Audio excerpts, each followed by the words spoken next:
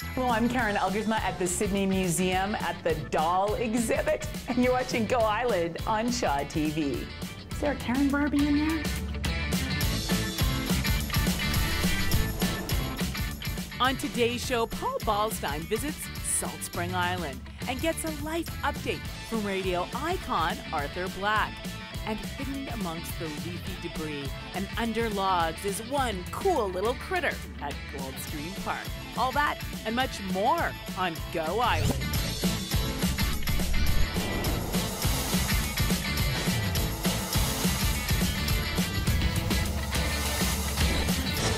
Hello, thank you so much for joining us on Go Island. We are in Sydney by the Sea, surrounded by dolls, because right now they are the star of the show. The doll exhibit is happening. It really tells a story of the history of dolls, a story of all the different dolls and how they impacted our culture. It's actually amazing. Ginny, let's begin with sort of the overall picture, what this exhibit is about. Sure. The exhibit really is about dolls and showing their progression through time. It starts really with commercial dolls from about 1880, and it moves all the way through to the modern era. Wow. So really we're telling the story of girls and women and play throughout the years.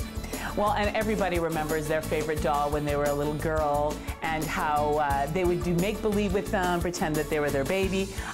But of course, there was a time when only the very, very elite would have a doll. Tell us about this collection here. Well, this collection really are the oldest dolls that we have in the exhibit right now. And they're bisque-headed dolls and China-headed dolls. Gotcha. Mostly with human hair wigs. And they're really German and French manufactured dolls, very exclusive dolls that would have been made in the late 1800s. Wow. And even at the time, they were very, very expensive dolls to have.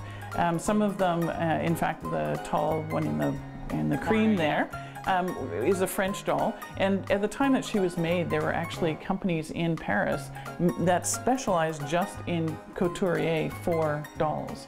We're going to continue to wander through the museum and check out the Shirley Temple dolls, the Barbies, the Maud Ken. But first, we're going to head to Salt Spring Island. Now, we're talking about history. Do you remember back in the day when you'd gather around the radio and turn the dial to find that station, to listen to that favorite show?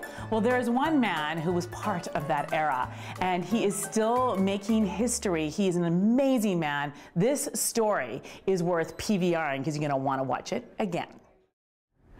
If you haven't read Arthur Black's latest book, pick up a copy.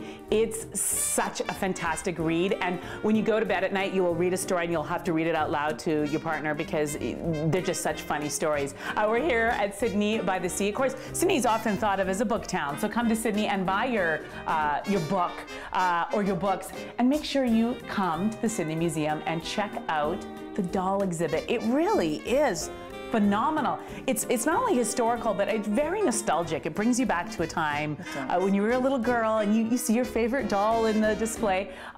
Ginny, tell us a little bit about what is in this display right here. So really in this display we have dolls from the sort of 1910s, 1920s into the 30s and 40s. So you really see fabric dolls, some of them that you would send away for the printed fabric and you'd make your own. Some of them sort of higher end from a company in Italy called Lenzi. Very high-end felt dolls, very collectible. When you get into this, you really start to see composition dolls. So those are really made of almost like pressed sawdust. Okay. That really changed doll making because it made them much more durable and much more affordable. So really you start to see in the 30s and 40s these composition dolls, and they represent people. So you start to see Shirley Temple, the figure skater Sonia Henney, and of course fictional characters like Snow White. I love the Raggedy Ann dolls. Just so nostalgic. Tell us about this display right here, Ginny. In this display, really, you have dolls from the 1950s. With the end of World War II, you saw plastics and vinyls being introduced into manufacturing. So these dolls really start to be much more affordable. They have varied shapes and sizes, much more flexibility in what can be done, and of course they're durable. And again, you start to see the reemergence of a fashion doll as well as the baby doll or toddler doll. I love it. Another Shirley Temple here. Shirley Temple. The Revlon doll. That's oh, right. So much fun. We're going to show you my favorite display in just a minute, but first we're going to head to Goldstream Park, where we are going to carefully look under some logs and leafy little areas to see a creature that is very cool.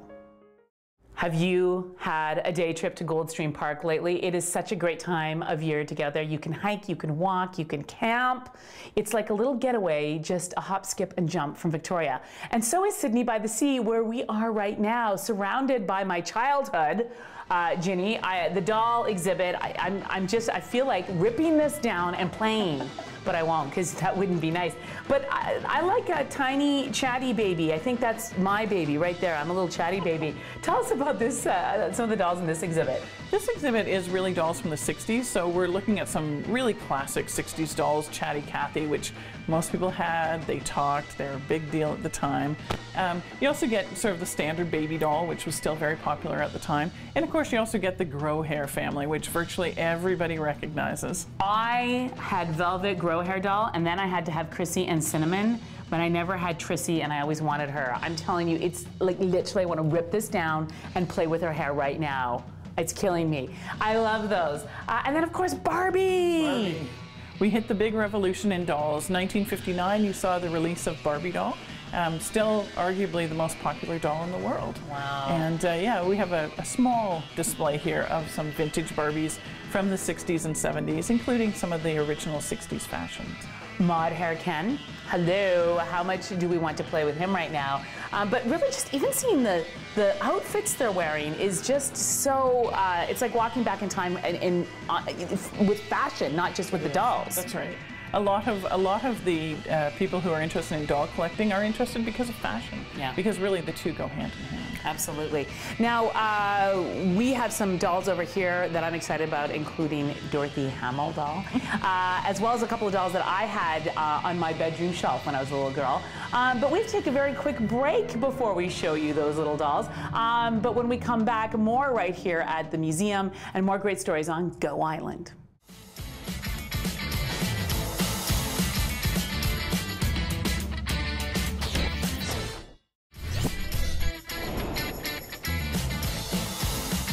Welcome back to Go Island. I feel like I've come back to my childhood, surrounded by dolls at the doll exhibit here. This really is a fantastic exhibit. You will absolutely feel that childlike play just come right up. I want to just rip the display open and play with them all. I want to take that Singing in the Rain costume and dress them. Tell us about what's in this exhibit here, Ginny. This really is 70s dolls, so there's a strange interest clearly in small dolls in the 70s. Yes. Not really sure why. Everything from Dawn, who was a competitor to Barbie, so these small fashion dolls, right down through things like the Flatsy dolls and the little Kittles, which, you know, were really portable, tiny things you could just throw in your pocket. And of course, the very well-known Strawberry Shortcake down there on the bottom shelf. The other thing we saw a lot in the 70s was collector dolls coming back. So really dolls being marketed as collector dolls. So you see a line here from Mattel called the Classic Beauty. You see Madame Alexander dolls here. And then you also see what were called Bonnet Belles, and I think those are the dolls that just about everybody had. I really think in many ways they're pieces of art, and there's so many incredible creative entrepreneurs out there creating things not only that are good for the environment, but innovative. And Raji Kabli met up with one young entrepreneur that's using beeswax to create something amazing.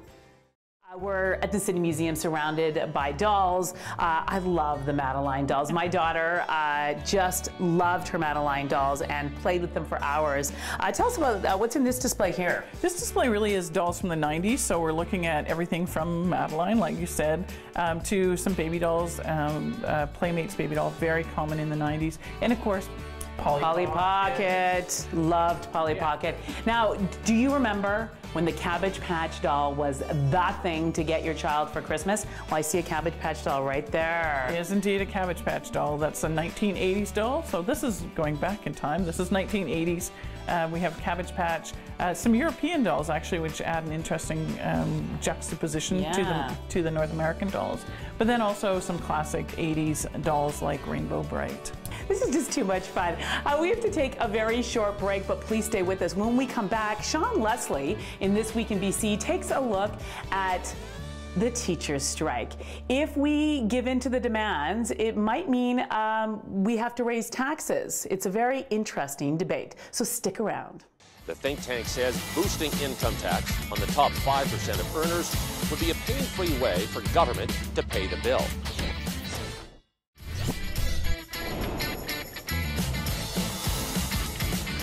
You could follow the yellow brick road like Dorothy, or you could lead to any road that takes you to beautiful Sydney by the Sea to see the doll exhibit right here at the Sydney Museum.